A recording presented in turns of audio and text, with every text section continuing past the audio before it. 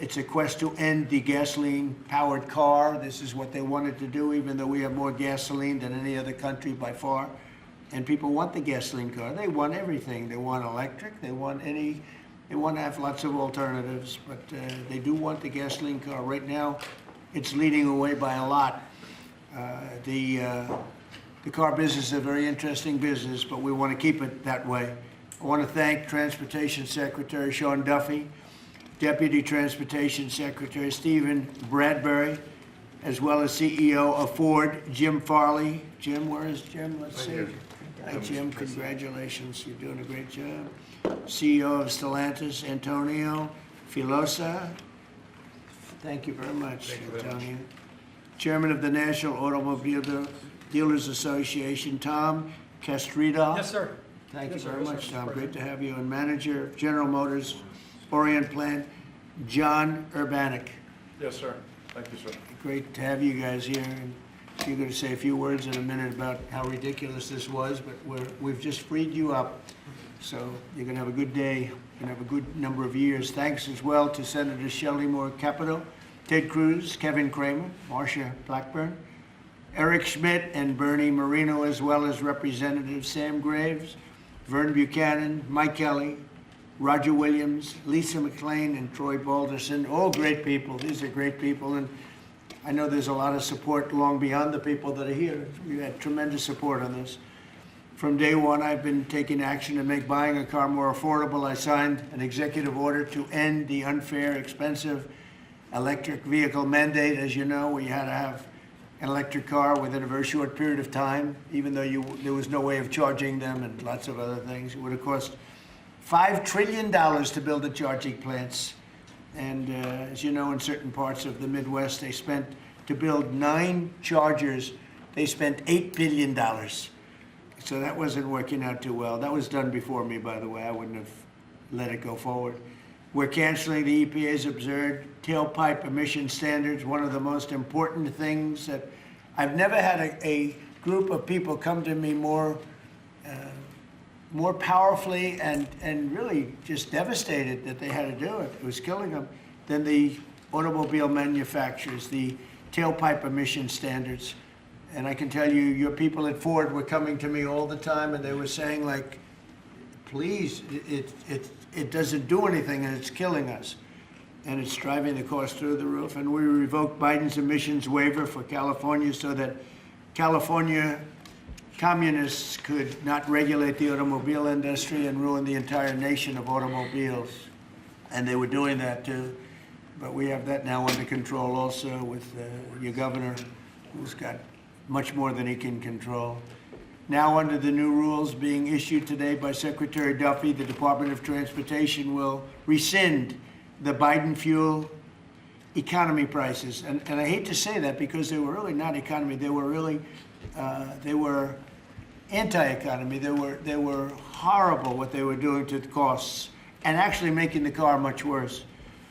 But these policies forced automakers to build cars using expensive technologies that drove up costs, drove up prices, and made the car much worse.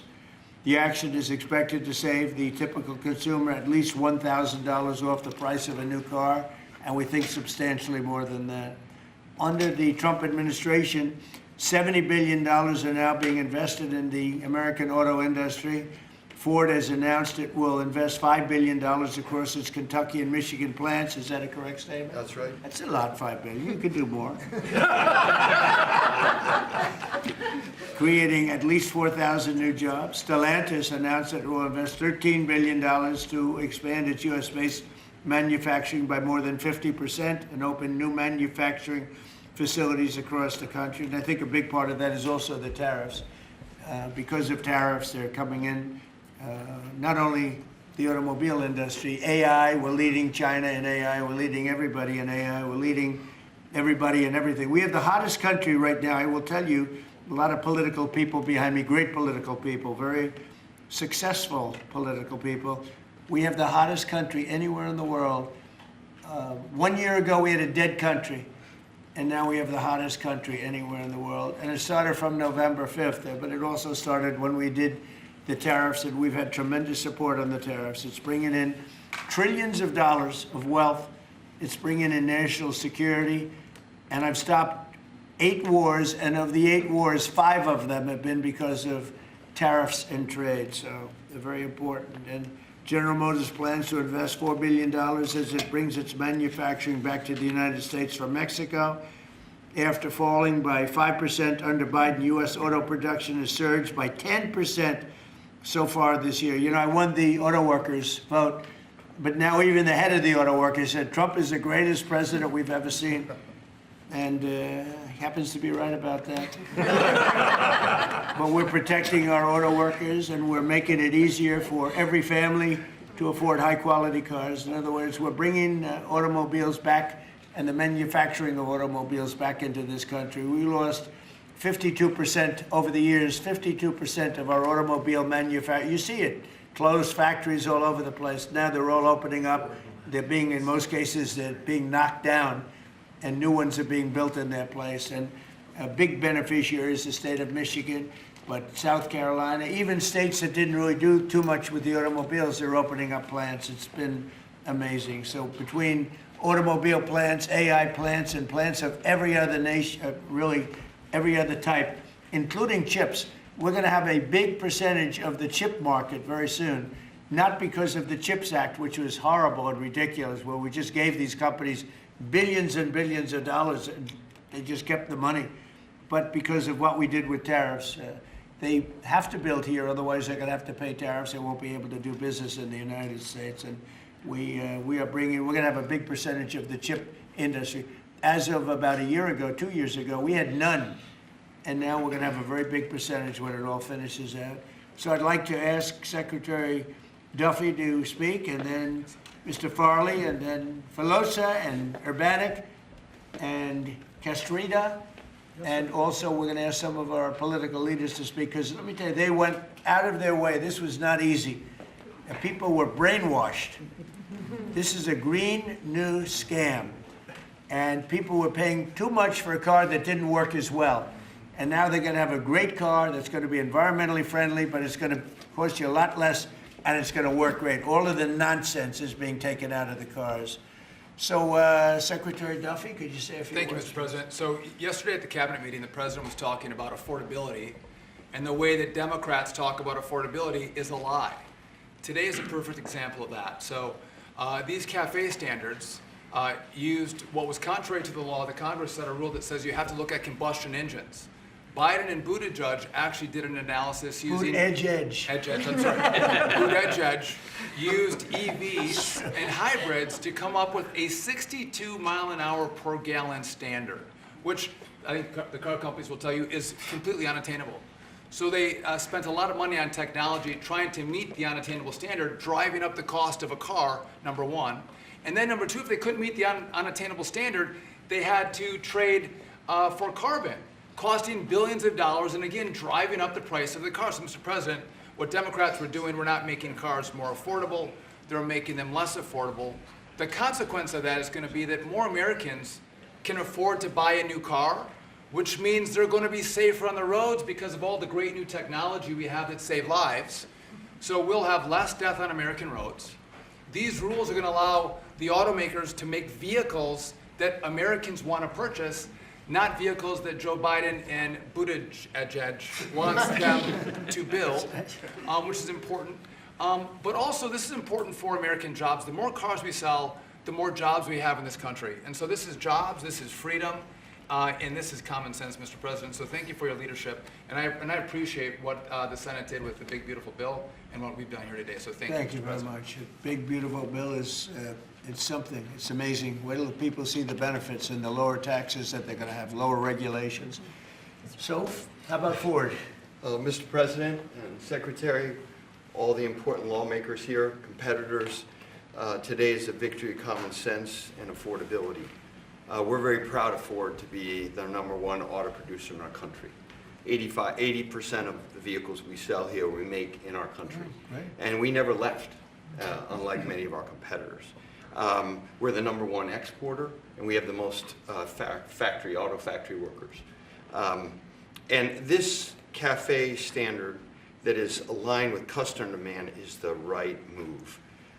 for a lot of reasons. We were number 2 last year in EV sales, we were number 3 in hybrid, and we're the leading brand for combustion.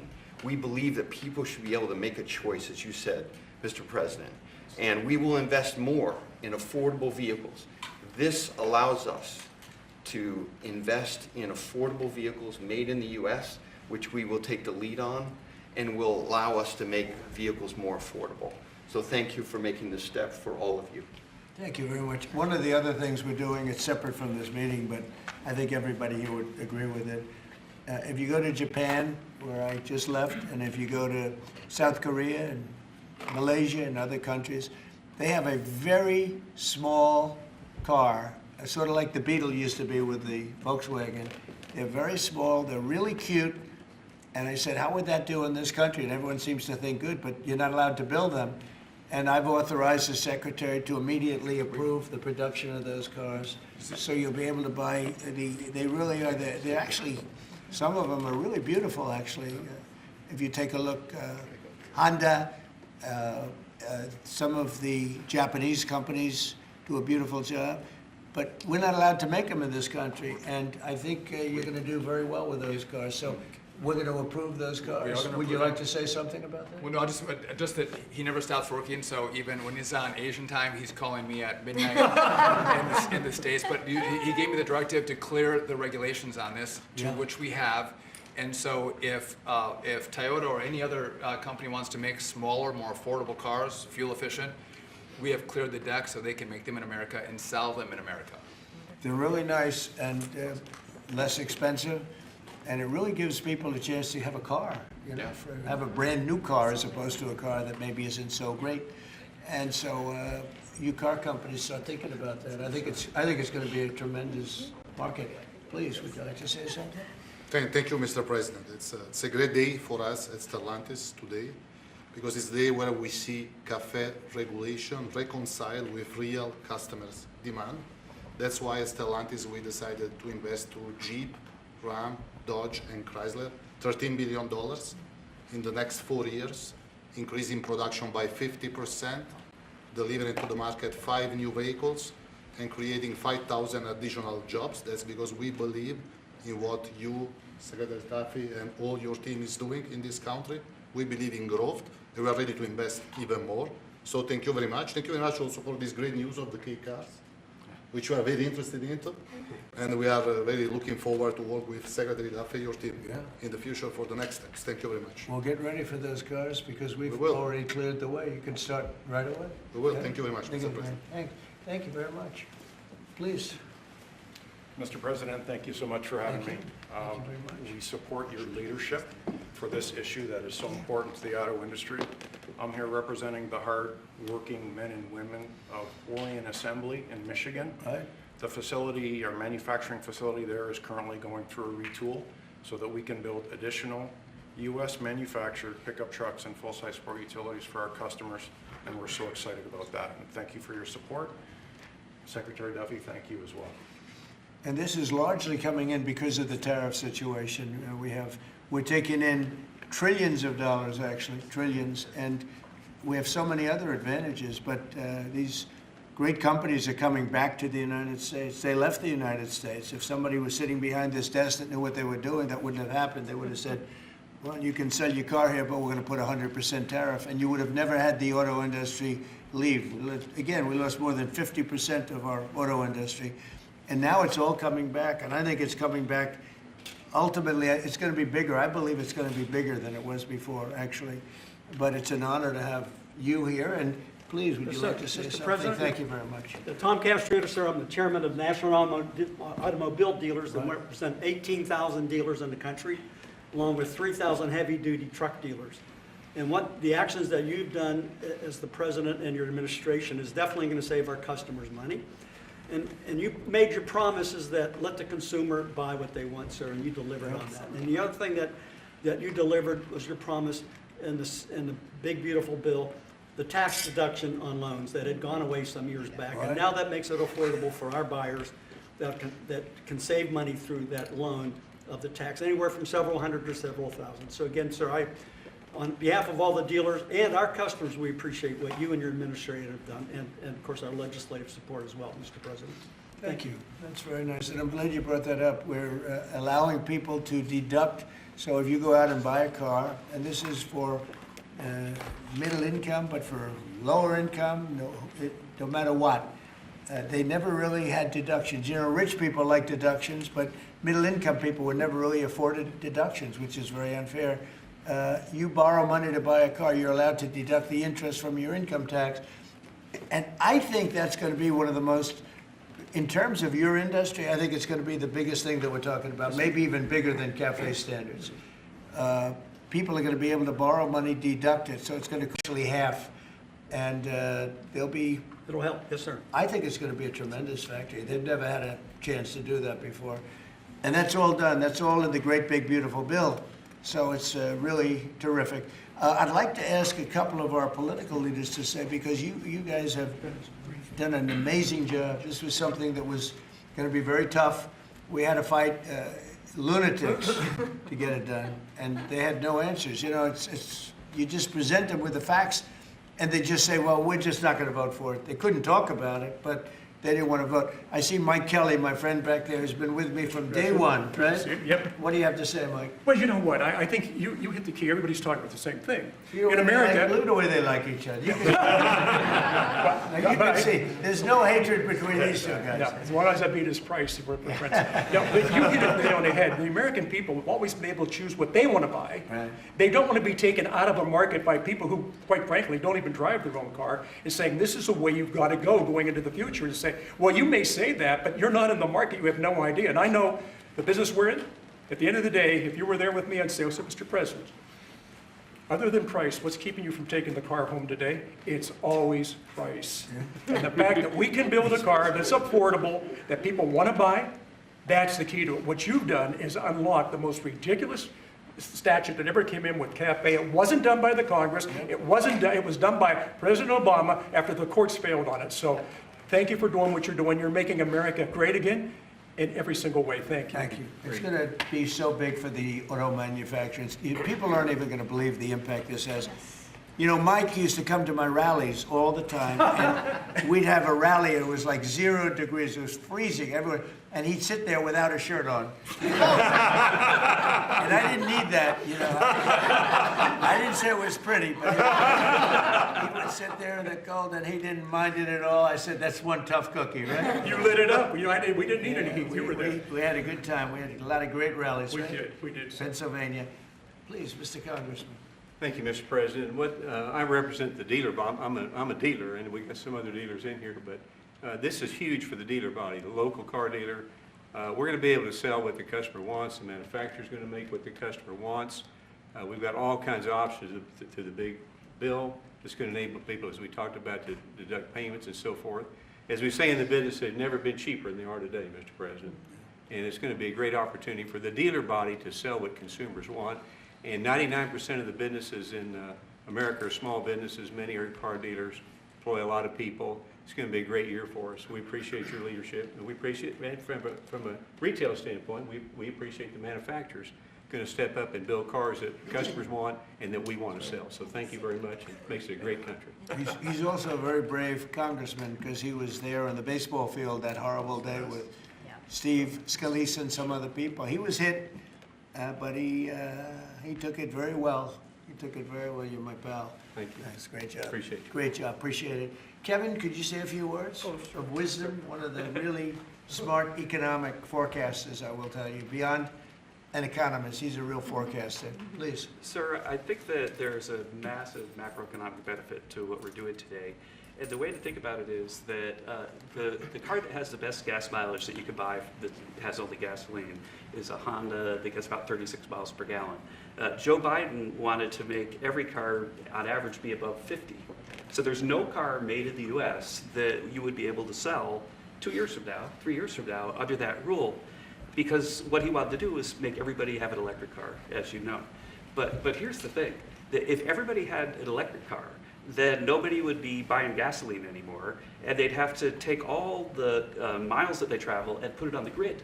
And so we would have to increase the production of electricity in the US by 25% over the next couple of years if they had their way. And so you've really stopped a massive disruption for the economy with this. So thank you, sir. And that wasn't the main reason, and yet it certainly is a main reason. You wouldn't have been able to do it even if you wanted it. It's just so crazy. That was the mandate, which we ended. Troy, would you like to say something? Great honor, thank you. My family is a former dealer, 48 years, Chrysler Dodge dealer. And then I got into the political world, sir. I had more fun in the dealership world, but I miss it. But I still play a big role in automobiles and grateful. I remember under President Obama when the CAFE standards changed, as Mike brought up, and going through those challenging times as a Chrysler dealer before Stellantis came along. It was Daimler before you guys got it. So thank you very much for being here and making these changes. And as you said, that interest on the car loan piece is big. And I know that Bernie led the charge on that in the Senate and get it into one big, beautiful bill. That really is a big deal, and people need to understand how big a deal that is. You did a great job. And by the way, we had a great victory last night. Matt is going to be great. Kind of like our race, huh? He's going to be a great congressman. I think so. Really, like us, right? Yeah, he's like us. One of my early endorsements, right? Yes, sir. Can we talk about it? You're right here, is a man. Come in, let me say hello to you. Please, go ahead. Thank you, Mr. President, you. for your leadership. But the thing I've admired most, you've been in business, you've been in the battles over the years, and you're helping us lead us out. Most people that are up here have no idea about business or small business. That's Makes true. a big difference.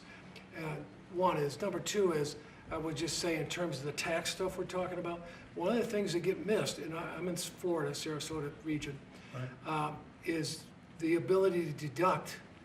Most people have a small business, they'll have a lawn business, they'll have this, that, they buy a new or used truck. They can take that deduction, let's say they're in a 20% tax bracket, but the vehicle's 60 grand.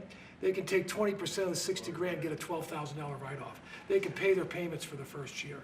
That's a powerful tool we don't talk about, I don't know why, but at the end of the day, because of what you've put in place, full expensing, Right. that's the tool that Big. would use. And you could just think about all the people in Florida, just general places, they're buying old vans or new vans, they're buying trucks, mainly trucks, and they're getting a deduction. They don't even have a payment for a year. That's right. So it's one of the best things for One Florida. of the biggest everybody things else. in the bill, Yeah, expensing. expensing is a powerful tool. They can write the whole asset off the first year, take that deduction, put $12,000 in their pocket on a $20,000. Well, let me mention one other thing. They got into the e-vehicles, electric cars, and I'm talking to dealers that come in and talk to me, and basically they couldn't sell one, they couldn't give one away. And when these companies, or they got in because of whatever political pressure under Biden administration, and they end up realizing that they got no market. A guy says, the car's been sitting there a year, I can't get rid of it. So they don't understand the market.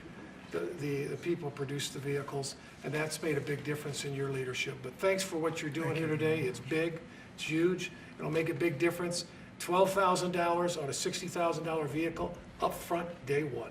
Thank you. Thank you very much. Great job. Yeah. You know, we're just talking about something that's interesting. Ford would make, and I don't want to speak for Ford because we have one of the top people right here. Mr. President, it's fine if you want to talk about Ford. Ford would make numerous electric cars in order to sell Yes. one Ford 150. Because they'd make all their money with the 150. Yes. And they were willing to lose money on building 2 or 3 electric cars that they couldn't sell in order to make some money on the 150, because the 150 is a monster. I'll tell you what, that, no matter where you go, they love that Ford 150. Yes. But isn't it a ridiculous model when you have to build 2 or 3 cars that you know you're not going to be selling or not be selling for much in order to really do something that you should have the right to do, which is Yes. make a car that you want to make Yes. and that the market wants, right? So congratulations on the 150. Thank you. Best-selling vehicle in the United States.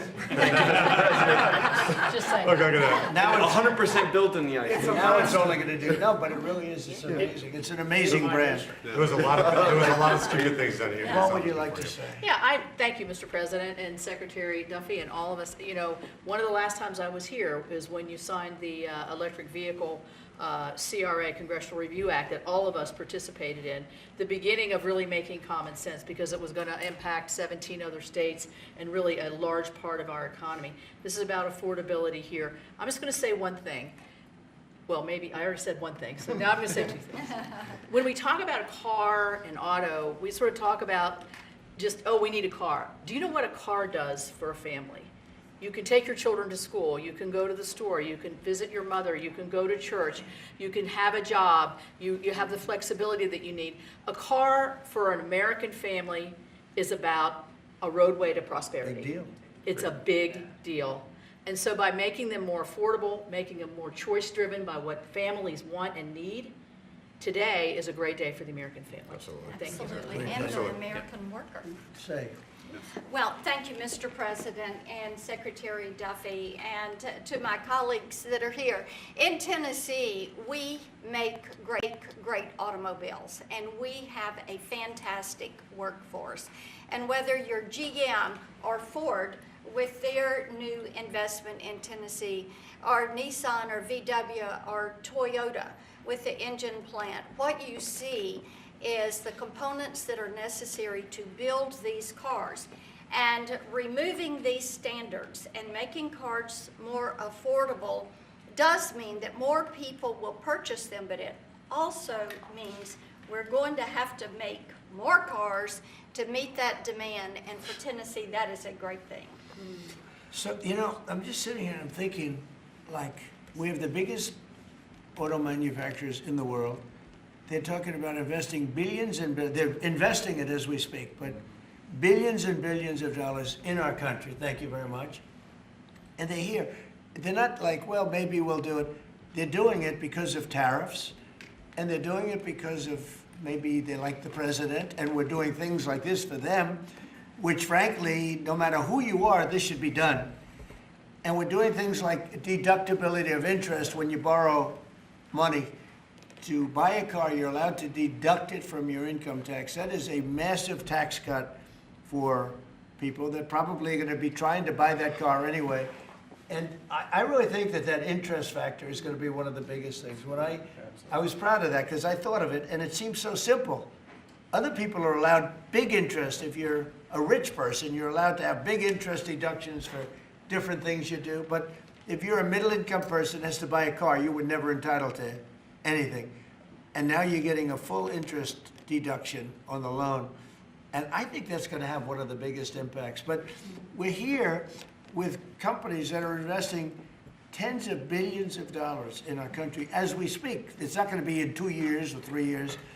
A lot of it's because of the expensing provision in the bill, in the big, beautiful bill. But a miracle is happening in our country.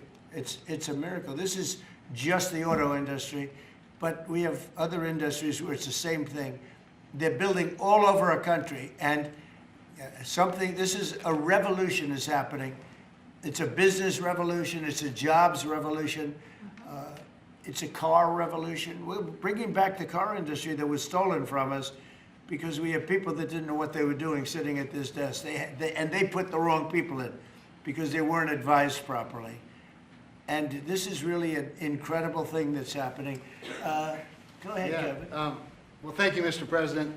And I think in many respects, pretty much everything that could be said has been, except that I think what Kevin talks about in terms of the cascading economic opportunity from this one single event is just the tip of the iceberg. When you think of all the rules and regulations that you have repealed, I think it's more important, frankly, than the tax cuts. However, in the Working Family Tax Cuts Act, remember we made permanent a lot of really good policy from the first Trump era, not the least of which for small businesses is bonus depreciation. The opportunity to depreciate the year that you purchase an F-150 for your small business or a large truck for your farm.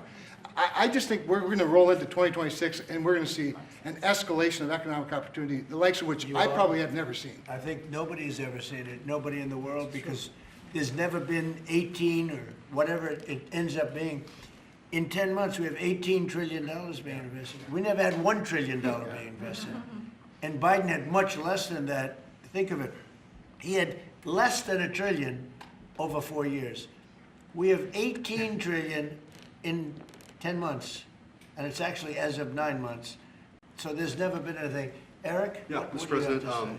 thank you, and on behalf of the people of the great state of Missouri, who we actually make things from F-15s to F-47s now, thanks to you. We'll be building the F-47 and then F-150s. And those are real jobs, and we make things in Missouri. This is going to go a long way, I think, for making things more affordable for normal people. Nothing could be more American than driving a car on a highway, and this is going to make that more accessible for more people. So thanks for your leadership. Your state's doing a Secretary. great job. Yeah, well, they love you, It's a too. great place.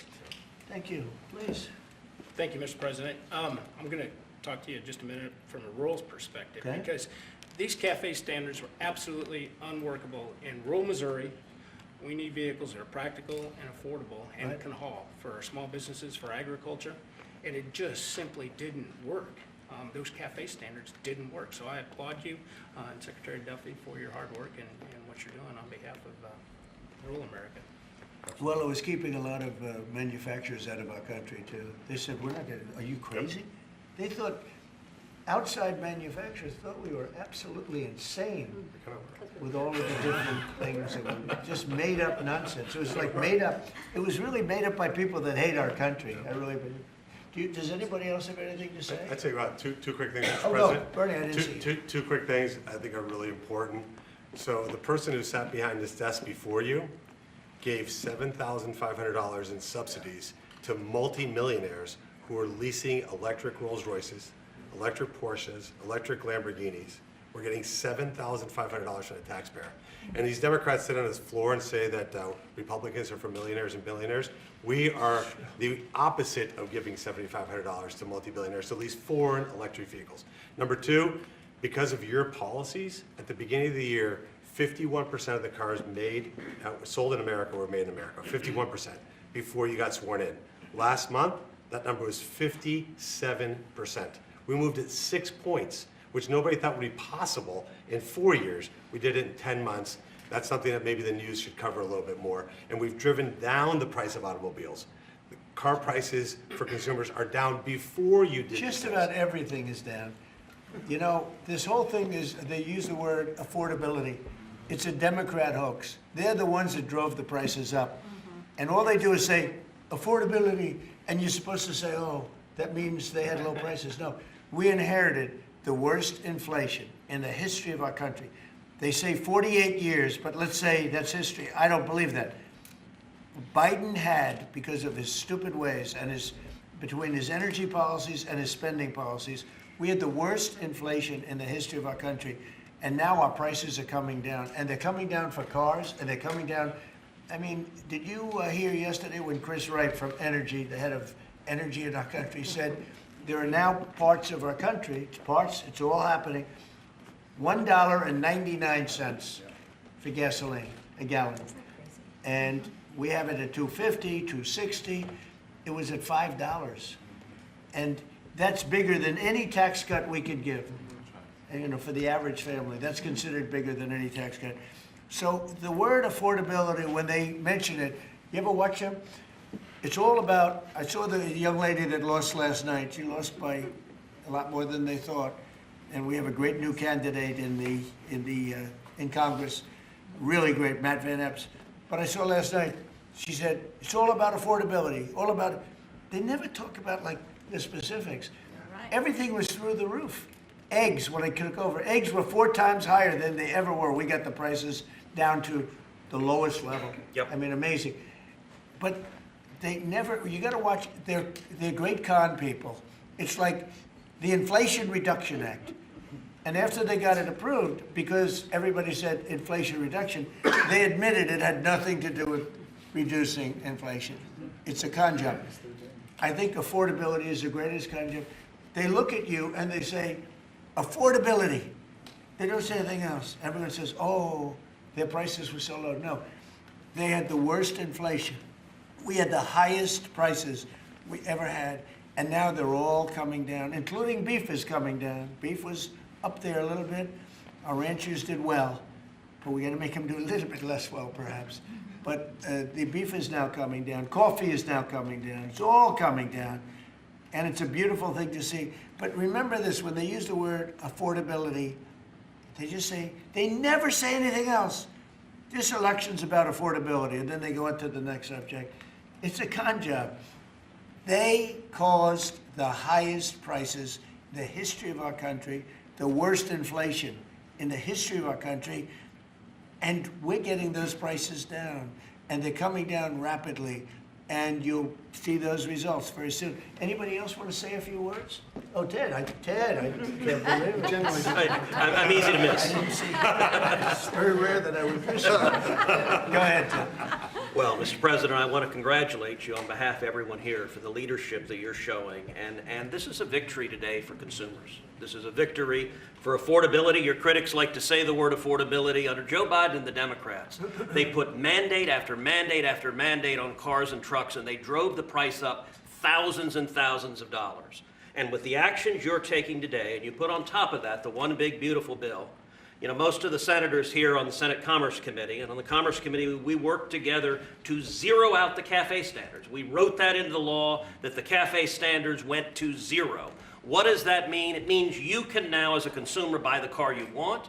It also means people's lives will be safer, because what these regulations did is they forced cars to be more expensive and made of plastic instead of steel.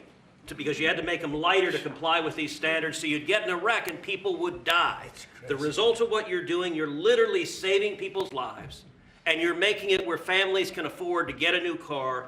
These actions will drop the cost of cars and trucks thousands of dollars. That makes a real difference. And I'll make one final point. You know, about half the members here are car dealers. And I will say my good friend Roger Williams out in the lobby, he tried to sell me a car, which didn't surprise me, but I just want to give props to Mike Kelly. He showed he was savvier because he tried to sell you a car, and you can afford a much nicer car than I can. So well done, Mike Roger. You just went to the wrong customer. I was $100 cheaper. The thing that Ted just said, it's true. Plastic instead of steel. Think of that. And people died because of that. The plastic was plastic in an auto accident, and it broke up, and people were shattered because of that crazy deal. But it's a really good point. Go ahead. And Mr. President, I'll tell you, the Senate Commerce Committee on January 14th, we're going to have a hearing with all of the big three there and Tesla, and the entire hearing is going to focus on how your leadership has reduced the burdens on car makers. That's lowering costs, that's giving consumers more choices, and it's producing more jobs in America. And it's highlighted, that's a real record of success. Yeah, well, it's an honor. And, you know, they were going by California. We had like 2 different countries, California and 15 that followed California, because you had 15 states follow California. And the rules from California were just like everything else. That's why people are leaving. That's why it's such a mess. It's got there's a state with such unbelievable potential. But what they did with the car industry is incredible. And that was, you know, the car companies didn't know what to do because they had 2 standards, and you can't build 2 different cars for the same country. And what we're doing today is very big. Would anybody like to say something? Would you like to say something, my friend? I just want to say thank you. Thank you.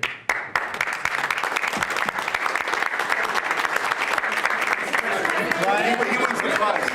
Mr. President, thank you. Once again, And we love you, Brian. oh, I love you too, Mr. Okay. President.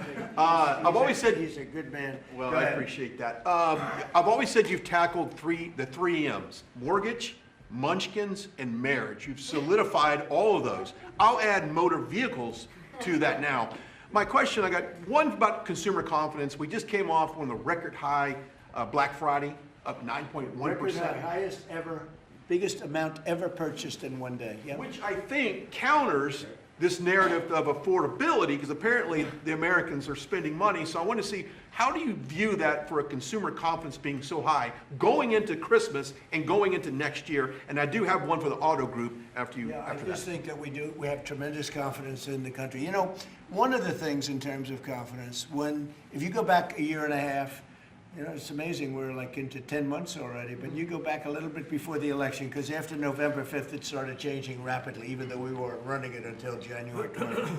But when you look back and you look at the enlistment of soldiers, people that wanted to join the military, the Army, Navy, Air Force, Marines, Coast Guard, it's like booming, it's all Space Force. But we had the worst recruitment in the history of our country. A year later, we have the greatest recruitment in the history. You can't even get in. Getting in is like getting into a top college that you couldn't get in. People want to be in the service now, and that includes the police and firemen, other things. You couldn't hire police, you couldn't hire anybody in the Army or the Navy. You couldn't get people in, and we now have gone from that to record recruitment. We're getting high quality people, amazing people, wanting to be in the military. They have spirit now, you know, call it what you want, but that's part of it. But they have great spirit now. It's a great thing. Go ahead, ask your second question. Okay, my second question, I've got a lot of close family friends that are in the automotive business, own dealerships all across Southern California. They sent me a question to ask you. There's a thing called a mileage blocker that is installed on vehicles. It's a type of a computer chip which alters the actual mileage driven on the vehicle so that when you have a leased vehicle that's turned in, they're losing thousands of dollars. They've got to go chase down these manufacturers. What can we do to track down these manufacturers of this illegal computer chip that's really hurting the automotive industry? Have you heard about this? Yes, sir, they're getting built in China, and most of them are coming out of Great Britain, sir. They're being distributed through China, through distributors selling them online through Great Britain, yes, sir. Wow, that's not so good. What do you No, think? look at that. That's it, yeah. Do you, Bernie, do you know anything about that? It works on older vehicles, and obviously, well, we got to do a better job of Yeah, I ship think patrol at it's the border. something, I've never heard of it. Very good. We never heard of it. That's pretty good. Mr. President, you released video of that first boat strike on September 2nd, but not the second video. Will you release video of that strike so that the American people can see for themselves what I happened? don't know what they have, but whatever they have, we'd certainly release, no problem. You know, we stopped, every boat we knock out, we save 25,000 American lives. That's right. And Thank you. if you look at our numbers, the drugs coming in through sea are down 91%. I'm surprised there's 9% you want to. I don't know who's doing the 9%, but it's down 91, and we're going to start very soon on land, and I'm sure you're thrilled to hear that. Mr. President, on Ukraine, Steve Witkoff and Jared Kushner were there last night with Vladimir Putin. Can you give us an update about those talks? It sounds from what the Kremlin is saying that they're not going to compromise. Can you tell us what you've... I don't know what the Kremlin's doing. I can tell you that they had a reasonably good meeting with President Putin. We're going to find out. It's a war that should have never been started. It's a war, if I were president, we had a rigged election. If I were president, that war would have never happened. It's a terrible thing. But I thought they had a very good meeting yesterday with President Putin. We'll see what happens. It's, you know, when I was in this office and I talked about no cards, I said, you have no cards. That was the time to settle. I thought that would have been a much better time to settle. But they, in their wisdom, decided not to do that. They have a lot of things against them right now. But you have President Putin had a very good meeting yesterday with Jared Kushner and with Steve Witkoff. What comes out of that meeting, I can't tell you, because it does take two to tango. You know, Ukraine, I think we have something pretty well worked out with them. They're very satisfied, considering. But the sad part is, if I were president, no war would have ever happened. They would have had 100% of their territory. Nothing would have happened. It's a very sad situation. So think of this. Last month, 27,000 soldiers. 27. That's like you take a stadium, a football stadium, not an arena, and you cut it in half. 27,000 people died, young, mostly young soldiers, died last month, in 1 month. And that's the only reason I'm involved. You know, we're not spending any money in the war. We're selling to NATO. We're not being ripped off like we were under Biden. Biden was handing everybody everything we had, giving them all the missiles, everything they wanted, free, no charge. So he had no idea what he was doing. They're paying top dollar, full price for everything. Goes to NATO, and then NATO distributes it. NATO pays us. So it's not money. We would all, I think I can speak for everyone behind here. The politicians I know and the auto manufacturers are good people. They don't want to see 27,000 people die for no reason whatsoever. And that's the only reason I'm trying to help. Yeah, please. Mr. President, switching to Venezuela for a second. Have you checked back with President Maduro? I mean, is your pressure campaign working? And do you think, how's he responding to your demand that he leave the country? It's not pressure campaign, it's much beyond that, I think. But I spoke to him. briefly just told them a couple of things. We'll see what happens with that. Venezuela sends us drugs, but Venezuela sends us people that they shouldn't be sending. They emptied their prisons into our country. They sent us killers, murderers. They sent us drug dealers at the highest level. They sent us gang members. They sent us people from their mental institutions. They emptied their mental institutions into our country. And so did other countries, because we had stupid people running this country, really stupid people. And I think probably you had some stupid ones, and you had some smart ones, but they were bad people too. Because not all of them were stupid. You can't cheat on elections like they did and be stupid, okay? Mr. President, did you talk to him a second time or just that one time? What's that? To Maduro, did you speak to him again? No, I didn't. Mr. President, if you do find... When you spoke with Mr. Witkoff and with Mr. Kushner... Last night, did they give you the sense that President Putin still wants to end the war, wants to make peace? He would like to end the war. That was their impression. Now, whether or not, Do you believe him? that was their impression. Their impression was that he would like to see the war ended. I think he'd like to get back to dealing a more normal life. I think he'd like to be trading with the United States of America, frankly, instead of, losing thousands of soldiers a week. But their impression was very strongly that they'd like to make a deal. We'll see what happens. Mr. President, if the boat strikes, if it is found that survivors were actually killed while clinging on to that boat, should Secretary Hegseth, Admiral Bradley, or others be punished? I think you're going to find that this is war, that these people were killing our people by the millions, actually, if you look over a few years. I think last year we lost close to 300,000 people were killed. That's not mentioning all the families. Have you seen what happens with the families of not only the people killed, the people that are trying to get their son or their daughter off of this poison that they've been fed? I think you're going to find that there's a very receptive ear to doing exactly what they're doing, taking out those boats. And very soon we're going to start doing it on land too, because we know every route, we know every house, we know where they manufacture this crap, we know where they put it all together. And I think you're going to see it very soon on land also. Yeah, please. So to be clear, you support the decision to kill survivors after the initial No, I strike? support the decision to knock out the boats. And whoever's piloting those boats, most of them are gone. But whoever are piloting those boats, they're guilty of trying to kill people in our country. Yeah, please. The House Judiciary Committee has subpoenaed Jack Smith to ask about his investigation of you.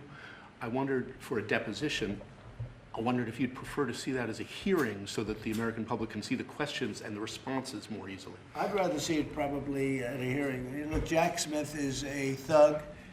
He's a failed prosecutor. He's a bad man. He's an evil man. He hurt a lot of people. Forget about me. I do this stuff, but I got indicted many times by a guy that they were dismissed. He's a bad guy. He's a sick man. There's something wrong with him, actually. I think Jack Smith is a sick man. There's something really wrong with him. I'd rather see him testify publicly because there's no way he can answer the questions. But Biden knew this was going along. Kamala knew it was going along. And there's a lot of things happening right now that they don't like. One of the things is the auto pen. Everything he signed, almost, with the exception of the pardon of his wonderful son, Hunter, just about everything he signed was not signed by him. He had no knowledge of it. He didn't know what it was. People sitting around the beautiful Resolute desk knew exactly what it was. And those people are guilty, in my opinion, of a major crime. Everything that was signed by that auto pen, the man operating the auto pen, and I'm sure there are more than one because I think some of the people can operate it themselves, some of the high-level people operated themselves. They would just go in and sign his name with an auto pen onto very important documents, not only pardons, but policy, maybe CAFE standards, okay, as an example. Who signed CAFE? If you ask Biden what's a CAFE standard, he would have absolutely no idea. He'd say, where is the cafe located? The guy didn't know anything. Look, that just shows you what a rigged election can be, but you understand what I'm saying. Thank you. You've had conversations with Jensen. Right, so. Smart man. In your conversations with him, have you kind of given a sense of where you are with export controls and the types of chips that the media can give to China? He knows very well. He's done an amazing job. NVIDIA, very good. Yeah. Mr. President, when do you expect for phase 2 of the Gaza peace plan to be implemented? And do Well, you it's think going along well. You know, they had a problem today, I understand, with a bomb that went off and hurt some people pretty badly, probably killed some people. They're telling me it just happened. But it's going on very, we have peace in the Middle East. People don't realize it. We have tremendous support, 59 countries. There's tremendous support. But phase 2 is moving along, yeah. It's going to happen pretty soon. Mr. President, did you speak with House Republican leadership about your decision to pardon Congressman Henry Cuellar? And are you concerned that you made a vulnerable Democrat perhaps less vulnerable with that decision? It didn't matter. He's a respected person. He was treated very badly because he said that people should not be allowed to pour into our country. And he was right. He didn't like open borders. He was on the border. You know, he represents a very respected man. He represents the people on the border, and he saw what was happening. And as soon as he made that statement, I then said, I'll bet he gets indicted. And that's what happened. You know, I put out my truth from that. Well, I did a truth, wonderful truth. We love truth. But what happened is he got indicted for speaking the truth. And his wife got indicted, Imelda. And that's sort of a first. Usually they leave the wives alone, right? Don't they, Congressman? Typically they indict somebody, put him in jail for the rest of his life, but the wife can just sit home and cry, or she'll find a new man. You know? A lot of times they find a new man and makes them much happier. In fact, a lot of times they like that man better than the one that's in jail. Mr. President, thank you. The mayor of Minneapolis, Jacob Frey, is saying that he's actually proud to have the largest Somali community in the country, and his police chief Well, then he's a fool. Well, his police chief is I also wouldn't saying be that proud to have the largest Somalian. Look at their nation. Look how bad their nation is. It's not even a nation. It's just people walking around killing each other. Look, these Somalians have taken billions of dollars out of our country. They've taken billions and billions of dollars. They have a representative, Ilhan Omar, who they say married her brother. It's a fraud. She tries to deny it now, but you can't really deny it because, you know, it just happened. She shouldn't be allowed to be a congresswoman, and I'm sure people are looking at that. And she should be thrown the hell out of our country. And most of those people, they have destroyed Minnesota, okay? Minnesota, you have an incompetent governor. You have a crooked governor. He's crooked as hell, but he's incompetent. Walz he should be ashamed. That beautiful land, that beautiful state, it's a hellhole right now. And the Somalians should be out of here. They've destroyed our country. And all they do is complain, complain, complain. You have her. She's always talking about the Constitution provides me with, go back to your own country and figure out your Constitution. All she does is complain about this country. And without this country, she would not be in very good shape. She probably wouldn't be alive right now. So Somalia is considered by many to be the worst country on earth. I don't know. I haven't been there. I won't be there anytime soon. I hope. But what Somalia, what the Somalian people have done to Minnesota is not even believable. It's not even believable. And a lot of it starts with the governor. A lot of it starts with Barack Hussein Obama, because that's when people started coming in. And you have to have people come in that are going to love our country, cherish our country. They want to kiss our country goodnight. They talk about our country. We want them to pray for our country. This is not the people living in Minnesota. And she's a disaster. She should not be, and her friends shouldn't be allowed. Frankly, they shouldn't even be allowed to be congresspeople, okay? They shouldn't even be allowed to be congresspeople because they don't represent the interests of our country. Anybody else? The automakers spent billions on meeting the Biden EV rules. Should they be able to recoup that somehow, given the change? And there's a question about the bill. No. I'm not letting them recoup. They're going to do just fine. You know how they recoup? From this point forward, they'll do very well.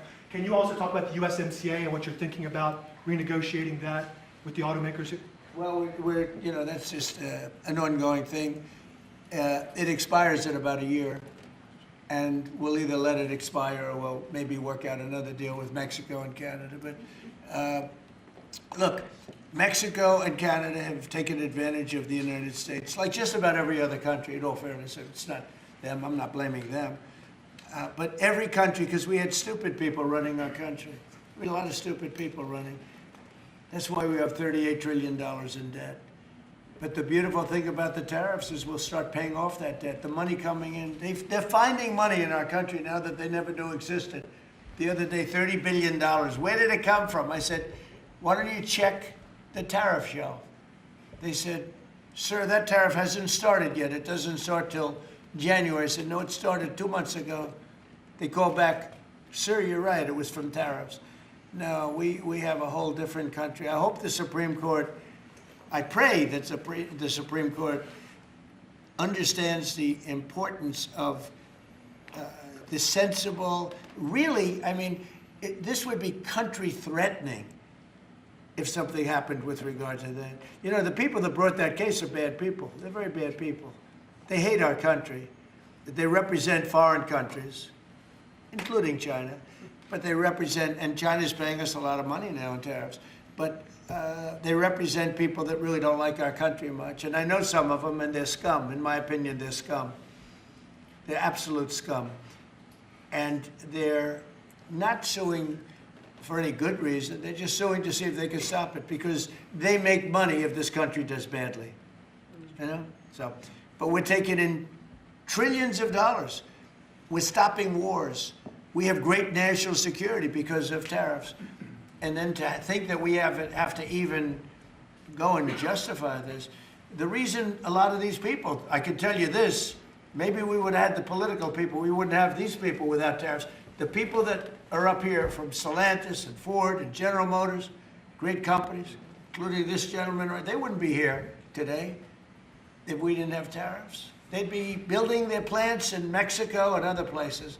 They're leaving Mexico and they're leaving Canada. They're leaving because they ripped off our country. They took our businesses away from us. And now, because of tariffs, they're all coming back. So it's a great thing. Thank you very much, everybody. Mr. President, you call Somalians garbage. What about saying thank you guys? Keep moving. Thank you, cameras. Thank you. Thank you guys. Thanks for coming.